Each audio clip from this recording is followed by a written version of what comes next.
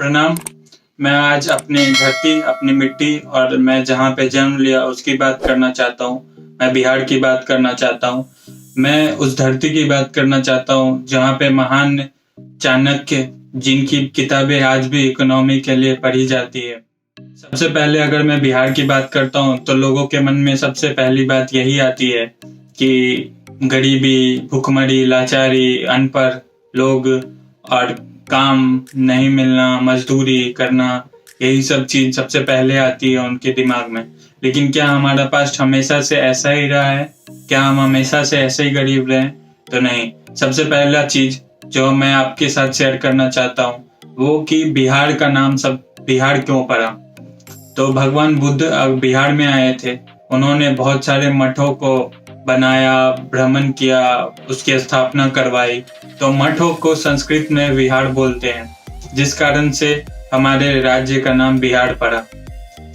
उसके अगली चीज, अगर मैं बिहार की बात करूं तो बिहार के बिना हिंदुस्तान की संस्कृति अधूरी है। सबसे पहली चीज, मैं एक मेडिकल स्टूडेंट हूं, तो मैं अब मेडिसिन की बात करूं, सर्जरी की बात करूं, तो सर्जरी जो कि आज बहुत सारे लोगों का जान बचाता है, वो उसके फादर सुश्रुत वो कहाँ के थे? वो बिहार के थे। तो इस चीज पे हमें गर्व है कि हमारे सर्जरी के फादर जिन्होंने इतना बड़ा चीज दिया जिसके कारण अभी हजारों लाखों लोगों की जान बचती है, वो बिहारी थे। एक ऐसा टाइम था जिस टाइम पे न कोई कानून था किसी दुनिया के कोने में, ना ही कुछ और था, लेकिन उस टाइम पे हमारे राज्य के एक छोटे से जिले को सबसे पहला गणतंत्र, दुनिया का सबसे पहला गणतंत्र घोषित किया गया था। गणतंत्र का मतलब हुआ कि वहाँ पे एक कानून चलता है, वहाँ पे एक नियम है जिसके तहत लोग जीते हैं। अभी दुनिया में जितनी भी बड़ी यूनिवर्सिटी है, उन सब यूनिवर्सिटियों में एक दो यूनिवर्सिटी इंडिया की आ जाती है। लेकिन क्या हमेशा से ऐसा ही रहा है? नहीं।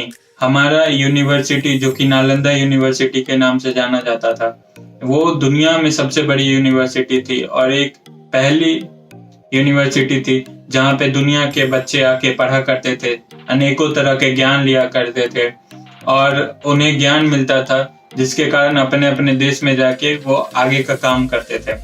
लेकिन उसे जला दिया गया। यूनिवर्सिटी के लाइब्रेरी को ही जलने में 3 महीने का वक्त लगा था। तो सोचिए कितना बड़ा ज्ञान का भंडार था हमारे बिहार के उस लाइब्रेरी में, जिसको जला दिया गया। रामायण तो सबको पता ही होगा, हिंदू, मुस्लिम, सिख, ईसाई सबको पता होगा कि रामायण क्या है।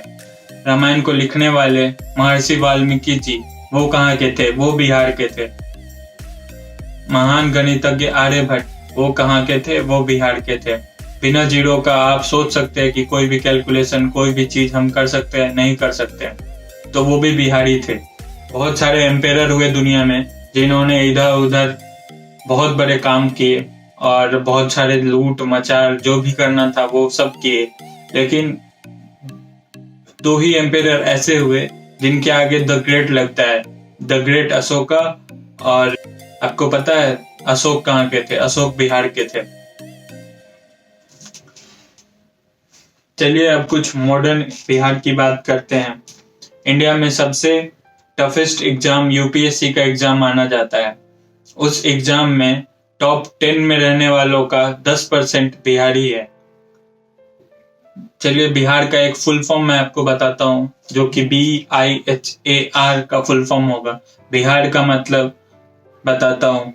B से भारत, I से इंडिया, H से हिंदुस्तान, A से आर्यवर्त और R से रेवाखंड। तो देखिए बिहार के हर एक लेटर से इंडिया का नाम, हमारे देश का नाम जुड़ा हुआ है। तो हमें अलग नहीं किया जा सकता है हिंदुस्तान से। हम अगर डेवलप होंगे तभी पूरा हिंदुस्तान डेवलप हो पाएगा। अभी बिहार में सबसे बड़ा तबाही का मतलब नॉर्थ साइड का बात प्रिसाइजली करे तो, कि नॉर्थ बिहार की बात करें तो नॉर्थ बिहार का सबसे बड़ा प्रॉब्लम बाढ़ है, जिसके कारण हजारों लाखों लोगों का घर हर एक साल तबाह हो जाता है। अभी भी बिहार में बाढ़ आया हुआ है, हर एक नदियां उफान पे है। लेकिन इसके लिए कभी भी सरकारें कोई भी काम नहीं करती हैं, ना ही हम इसके लिए कुछ करना चाहते हैं, ना ही सरकार हमारी कुछ करना चाहती है। तो चलिए इसके बारे में बात करें कि हम इसके लिए क्या कर सकते हैं। इसके लिए अटल बिहारी वाजपेयी जो हमारे माननीय प्रधानमंत्री थे, उन्होंने एक रास्ता दिखाया था कि सारी नदियों को जोड़ दिया जाए ताकि बाढ़ का पानी दूसरी नदी, नहर सब जगह पहुंचे, पूरे भारत में डिस्ट्रीब्यूट हो जाए, जिस कारण से एक जगह पानी इकट्ठा ना हो और बाढ़ का रूप न ले ले। और बहुत जगह ऐसा, महाराष्ट्र में ऐसी जगह हैं जहाँ पे सुखाड़ रहती है हमेशा, तो वहां तक ये पानी पहुंचे और बाढ़ न रहे बिहार के और बाकी असम सब जगह पे। तो इस चीज के लिए काम लगभग बंद हो चुका था, लेकिन अभी बहुत स्लोली ही लेकिन काम स्टार्ट है अभी। तो इसको हम और तेजी से काम करें, जिस कारण से वो जो नॉर्थ साइड का जो बिहार है उसे हम बचा सके। हर एक बार वहाँ पे गरीबी, भुखमरी बढ़ती ही जा रही है, तो उसे हम कैसे बचा सकते हैं। बहुत बड़ा पॉपुलेशन एक जो नॉर्थ बिहार में रहता है, उसे हम कैसे सुरक्षित कर सके। तो उसके लिए एक ये सुझाव है जो कि सबको पता है, लेकिन इसका काम बहुत ही धीमा है। तो इसे हम बहुत अच्छे से करके, जल्दी से करके, खत्म करके हम डेवलपमेंट की ओर बढ़ सकते हैं। और भी अगर चीज कहे कि हमारे बिहार में प्रॉब्लम सबसे पहली क्या है, शिक्षा नीति हमारे यहाँ बहुत ही गंदी है। जैसे कि बिहार के सरकारी स्कूल की हालत देख लीजिए, बहुत ही कोशिश करने के बाद भी अभी भी हमारे यहाँ बहुत ही खराब हालत है, जो कि बहुत ही बुरा चीज है कि अगर शिक्षा ही ठीक नहीं है बच्चों का, तो आगे बढ़ के क्या कर पाएंगे, कुछ नहीं कर पाएंगे।